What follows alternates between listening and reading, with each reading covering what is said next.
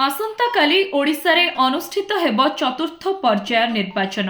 चतुर्थ पर्याय बा शेष पर्याय रे 6 लोकसभा और 42 विधानसभा आसन रे काली निर्वाचन हेब। एथर 10,882 बूथ अच्छी। यह भितर 21% बूथ संवेदनशील रही। 36,000 पुलिस फोर्स यह निर्वाचन में नियोजित हेबे। 126 कंपनी अर्धसामरिक बाहिनी 86 प्लाटून ओडिशा आर्म्ड पुलिस रहिबे। बूथ तदारक पाई 843 टी मोबाइल पेट्रोलिंग पार्टी काम करुछि। जीपीएस जरिया रे कंट्रोल रूम को मॉनिटर करिबो पेट्रोलिंग पार्टी।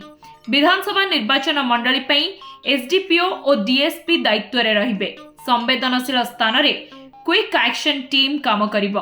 संवेदनशील बूथ रे अर्धसामरिक बाहिनी मुतयन होइछंती। निर्वाचन कमिशन का निर्देश मुताबक 255 टी फ्लाइंग स्क्वाड बुलिबे। यह व्यतीत 255 टी स्टैटिक सर्वेलेंस टीम परिभ्रमण करिबे।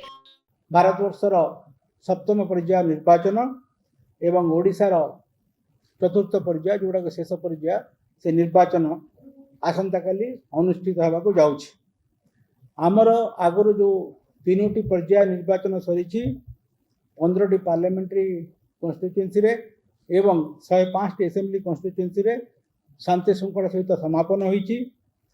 कौनसी उद्वेगजनक स्थिति उपजी नाही एवं वोटर टर्नआउट मध्य नेशनल एवरेज रे अधिका होईछि।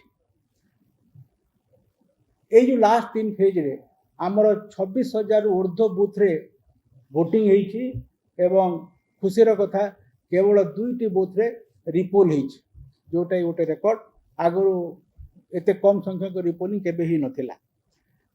आ से जो 2टा बुथ रे Kantamal assembly segment both district रे से 2टा रिपोल रो सरी जाइछि। आसंता काली पई आमर 6टी लोकसभा एवं 42टी विधानसभा 9टी जिल्ला रे ए निर्वाचन अनुष्ठित होब। ए सब कोस्टल डिस्ट्रिक्ट एवं राजनीतिक कोणरू आईन श्रृंखला कोणरू बहुत संवेदनपूर्ण। कौन सी जिला नक्सल अध्युषित नुह। आगुरी मयूरभंज जिले में किसी नक्सल प्रादुर्भाव थिला, वर्तमान से नक्सल प्रादुर्भाव नहीं। एवं ये जो निर्वाचन पर्याय अच्छी एटी जेहेतु शेष पर्याय टिके तीव्रता बढ़ी विभिन्न दलर कैंडिडेट मानकर प्रचार पाई एवं आईन श्रृंखला परिस्थितिर संभावना थिबारु पुलिस सजाग अछि। आमे परिस्थिति उपर तीक्ष्ण नजर रखिछु।